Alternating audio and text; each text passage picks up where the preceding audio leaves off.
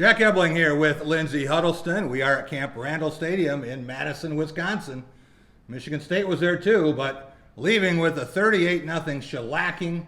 One of the worst performances I can remember from Michigan State, certainly from a Mark D'Antonio team. That's unfortunate. They come in here after the big loss to Ohio State, and they come right in and you see 38-0. You wonder, what is it going to take, or have we seen the best of Michigan State football so far? Well, for this season, Michigan State scored 150 points in its 4 wins, scored just 17 points in its 3 losses to Arizona State, Ohio State, and Wisconsin. Wisconsin, the team that still hasn't been scored upon in the second quarter, a team that hasn't been behind all year, and they weren't going to be behind Michigan State. They hurt them early and often. They did. You hear the echoes of last week when they talked about Michigan State needs to make the small plays, wrapping up on defense. I wonder if that really got through to them, because you didn't really see those same things taking place this week too. The only things that hurt Michigan State were the small plays and the big plays. Those only things. Yeah, and Michigan State couldn't stop the pass. Thought, okay, we're going to make Wisconsin one-dimensional. All that meant was Jack Cohn hit his first 8 passes. There were more missed assignments in the secondary. There was more bad tackling. Wisconsin backs would get hit 1 or 2 yards over the line of scrimmage, and they would push the pile for 7 or 8 yards. And the offense was anemic. 1 first down in the first half, 1 first down, and that just puts the defense out there too much. Yeah, it's too long. Defense was on the field for 40 plays in the first half, and regardless of who you are, you're going to have a hard time if you're out on the field that much, especially against a back like Jonathan Taylor. Michigan State did a pretty good job, respectable job, I should say. Didn't shut him down, but made him work for his yards. But Wisconsin, when they needed a pass, they got it.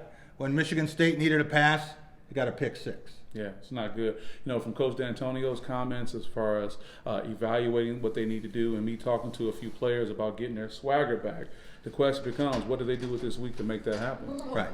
Yeah, and that's the question now. When you have a bye week, you said this is a good time for a bye week. Be a good time for some better execution, too. Right. I'm reminded of what former Tampa Bay coach John McKay said when they asked him about his team's execution. He said, I'm in favor of it.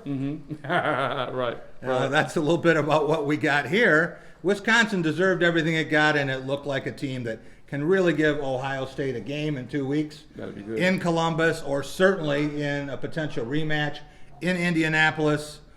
But the problem is what Michigan State can't do, not just what Wisconsin did. Michigan State has Penn State coming up in 2 weeks in Spartan Stadium. Who knows what kind of response we'll get. A viral reaction to an answer from Mark D'Antonio. Do you want to explain that? Yeah, the question was posed by Hondo Carpenter. Basically, to paraphrase, do some changes need to be made? Is the offense working, et cetera, et cetera? And I think the response by Coach D'Antonio is what people are going to be talking about. Yeah, I think the way the question was worded was, is it fair to say that it was a failure of what was done last winter? And, Mark D'Antonio, he's not going to throw his coaches under the bus. Right. He's not going to say, you know what, that's a good point, Hondo. I think we're going to fire all the coaches. Right. Not going to do that, but you can understand the frustration. Right. And fans wanted scalps back then. Mark D'Antonio said, trust me, I can fix this. Right. You can fix it against Indiana. You can fix it against Northwestern, but you can't fix it against the teams that you need to win a championship against. Right. And this Michigan State team looks like it's getting worse, not better. They say you're either getting better or you're getting worse. Which direction is this team going in? Well, right now, I think with these 2 losses to these top-ranked teams, it's not a good thing. They have this bye week. Hopefully they can reevaluate, readjust, and get back centered and come back against a great Penn State team to kind of save face. But we really just don't know. When your best play is a 20-yard fake punt by Tyreek Thompson, that tells you how many offensive problems you have. Brian Lewerke off all day, and talk about maybe it was windy and the weather, but didn't seem to bother Jack Cohn of Wisconsin. Right.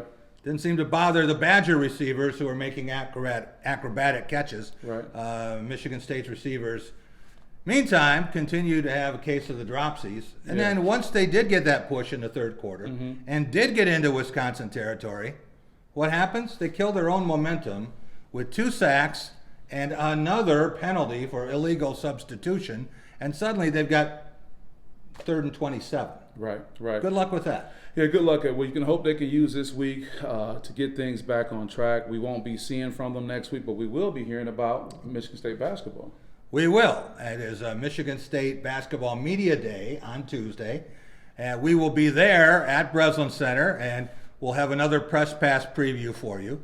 And Friday night, it's Michigan State Madness. Right, right. Over at Breslin Center, and that's a very popular event. So kind of the traditional tip-off to the season for a number 1 ranked team. And right now, people want to talk basketball more than ever. They sure do, and we'll be there to do it. But one more thing we need to talk about before we go is Press Pass tomorrow. Press Pass, you will be back. You'll be there, along with Doug Warren, who is now in South Bend.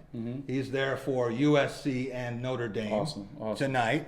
Matt Charbonneau will be back with you. Okay. He was in the press box, and he'll talk about Mark D'Antonio's reaction to comments. Right. You can imagine the frustration. Right.